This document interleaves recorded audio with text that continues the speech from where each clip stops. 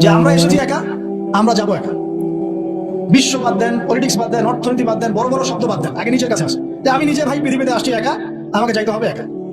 এবং আমি যাবো সাদা কাফন পরে কালো কবরে, তাই না? কি কালো নিকশ কালো কবরে আমি সাদা কাফন পরে যাবো, তাই না? যখন সাদা কাফন পরে অন্ধকার নিকশ অন্ধকার কবরে মানুষ যাবে না, ওই মোমেন্ট যখন মুনকার এবং নেকিরের সাথে দেখা হবে, নাকিরের সাথে মালাকুল মউতের সাথে সাক্ষাৎ হবে, তার আগে লাশ নিয়ে যাবে আর সে বলবে কোথায় নিয়ে যাচ্ছ আমাকে, কোথায় নিয়ে যাচ্ছ, ভয় আটকে উঠবে। মালাকুল মউতের চেহারা দেখেই ভয় আটকে উঠবে। সারা জীবন তো দিনের পরোয়া করে নাই, নামাজ কালামের তো খবর নাই, ইসলামকে 5 পয়সা মূল্যায়ন করে না, এবং ইসলামকে ধ্বংস করার জন্য, মুসলিম সমাজের মধ্যে অশ্লীলতা ছড়িয়ে দেওয়ার জন্য এই কাজগুলো করে বেড়াচ্ছে। যখন এই অবস্থা তাদের হবে এবং কবরে প্রশ্নগুলো করা হবে এবং হাতুড়ি দিয়ে পিটানো হবে, 70 গজ মাটির নিচে যখন আত্মা যাবে সিজিনে, তখন বুঝে আসবে কোনটা সাদা ছিল আর কোনটা কালো ছিল। মানুষ মুসলিমদের স্পেশালি যুবকদেরকে, যুবক যুবতী আমাদের ইয়াং টিনেজারদেরকে এমন ভাবে ইনফ্লুয়েন্স করা হচ্ছে এগুলো দিয়ে, মনে হচ্ছে পড়াই আসল জগৎ, মনে হচ্ছে এই মাদকই আসল জগৎ, এই সিগারেটই আসল, এই গান বাজনা মিউজিকই আসল, এই কনসার্টগুলি আসল।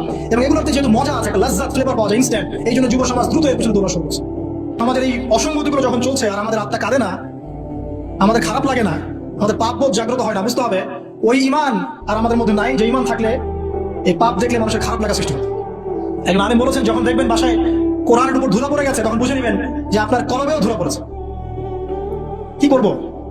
নিজে বাঁচার জন্য আগে নিজেকে চিন্তা করতে হবে যে আমি আখিরাতের বান্দা, দুনিয়াতে এসেছি মেহমানের মতো, আল্লাহ কিছু দায়িত্ব কর্তব্য দিয়েছেন, টাইম শেষ হবে আল্লাহ কেন দিনে চলে যাবে। কাউকে আল্লাহ এখানে রাখেন নাই, দুনিয়াতে কেউ চিরস্থায়ী হয় নাই। যত বড় পরাশক্তি ছিল ফেরাউন, নমরুদ, হামান, কারণ কেউ পৃথিবীতে চিরস্থায়ী হয় নাই। আজকের বিশ্বে যারা আছে বড় বড় পরাশক্তি, কেউ পৃথিবীতে চিরস্থায়ী হবে না। এগুলো শুধুমাত্র সময়ের ব্যাপার, মাত্র সময় চলে যাবে, এরাও শেষ, কেউ থাকবে না, না মুমিন না কাফের না মুশরিক, কেউ না, সে তারা চলে যাবে। এই ফিলিংসটা সবার আগে জরুরি। এই ফিলিংসটা আসলে পরে আমার প্রথম দায়িত্ব হচ্ছে ইলম অর্জন করা, তারপরে লক্ষ্য স্থির করা যে আমার জীবনে তো একটা লক্ষ্য আছে। এভারেজ লাইফ লিড করবে সবাই, 1999 জন মানুষ এভারেজ লাইফ লিড করে, খায় দায় ফুর্তি করে, স্ত্রী সবাস করে, বাচ্চা পয়দা করে, শেষ ডেট, শেষ বয়সে ক্যান্সার ডায়াবেটিস মারা গেল। এটাই করতেই কি দুনিয়াতে এসেছি? দিন ইসলাম নিয়ে আমাদের কোনো স্বপ্ন নাই। যারা ইতিহাস পড়ে দেখেন, যারা যুগে যুগে ইসলামের অগ্রগামী ছিলেন, তারা কি আমাদের মতোই এভারেজ মুসলিম ছিলেন, নাকি এক্সট্রা অর্ডিনারি কিছু তারা করতেন? আর আমরা কি আমাদের উম্মার মধ্যে ছোটখাটো বিষয়গুলোকে নিয়েই পড়ে থাকবো? আর কতদিন আমরা এগুলো নিয়ে পড়ে থাকবো? আর কতদিন আমরা একে অপরের গীবত, তহমত, সমালোচনার, হাত বাঁধার, পায়ে পা লাগানোর, আমি এসব নিয়ে পড়ে থাকবো? আর কতদিন পড়ে থাকলে আপনাদের শান্তি হবে? আমাদেরকে বলে দেন, তাও শান্তি পান, তারপরে আমাদেরকে দিনের জন্য কিছু করতে দেন।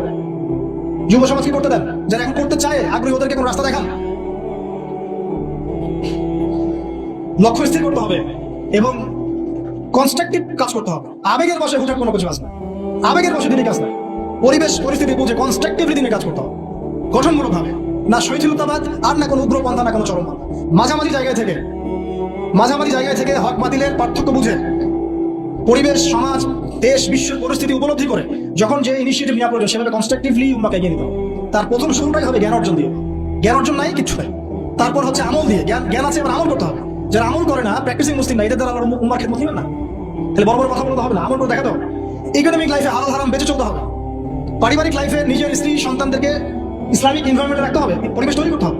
আমি যদি আমার পরিবারের মধ্যে দিনকে প্রতিষ্ঠা করতে না পারি, তাহলে কিভাবে আমি আমার উম্মার মধ্যে দিনকে নিয়ে চিন্তা করবো, প্রতিষ্ঠা করবো? হ্যাঁ, এটা হতে পারে। ইব্রাহিম আলাইহিস সালামের বাবা ইসলাম কবুল করেন না, এটা হতে পারে। নূহ আলাইহিস সালামের সন্তান ইসলাম কবুল করেন, এমনটা হতে পারে। কিন্তু এগুলো রেয়ার ঘটনা।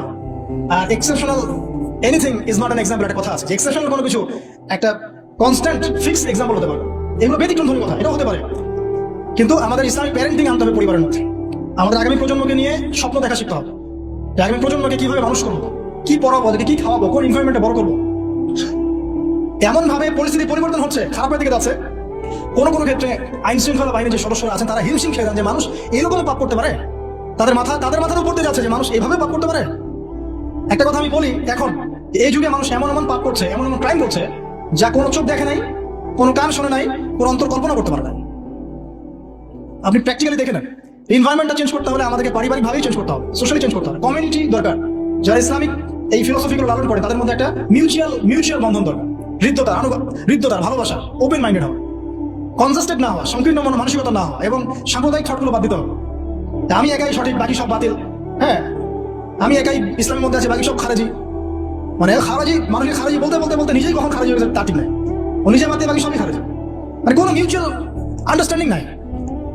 যদি বাংলাদেশের কোনো মানুষ সব আলেমদেরকে একটা জায়গায় নিয়ে বসাতে পারে, বসে এক কাপ চা খাওয়াতে পারে, আমার মনে হয় এই কাজের ওসিলা আল্লাহ থেকে জান্নাত দিয়ে দিবেন। এটা এত কঠিন এবং এত বড় একটা কাজ, যদি কেউ করতে পারেন আপনাদের মধ্যে, সব ওলামায়ে কেরামকে এক জায়গায় বসাবেন, বসে এক কাপ চা খাওয়া দেখানো, তারপরে দিনের কথা বলতে আসে। ঐক্যের কথা এবং আল্লাহ রাস্তায় অমুক তমুক পরে বলতে আসেন। দেখেন এটা পারেন কিনা। তো স্বপ্ন দেখা শিখতে হবে পরবর্তী প্রজন্মকে নিয়ে, আমাদেরকে নিয়ে।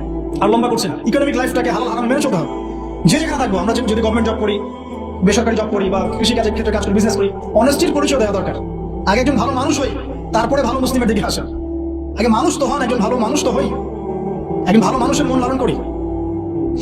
এরপর ইনশাআল্লাহ তাআলা দিনের যে জ্ঞান আপনি অর্জন করেছেন, আমল করেছেন, আপনি এখন পরিবার করেছেন, আলহামদুলিল্লাহ হালাল হারাম মেনে চলছেন, ইসলামের দাওয়াত আপনি প্রচার করতে শুরু করেন। এবং সেটা মধ্যম পন্থায়, উগ্র পন্থায় না, শৈথিলতাবাদ প্রদর্শন করে না। যার যার কর্মফল শেষে ভোগ করবে। আল্লাহ পাক বলছে, বলে নদী ফান্ডাহুম মিনাল আযাবি আদনা দুনা আযাবিনা। যখন এরকম অন্যায়, অত্যাচার, পাপাচার চলতে থাকবে, আল্লাহ পাক বলছেন তখন আমার পক্ষ থেকে আমি বড় আযাবের আগে, পরকালের বড় শাস্তির আগে দুনিয়াতে ছোট ছোট আযাব পাঠাতে থাকবো। আল্লাহ তো বলেছেন পাঠাবেন, রিল্যাক্স থাকেন।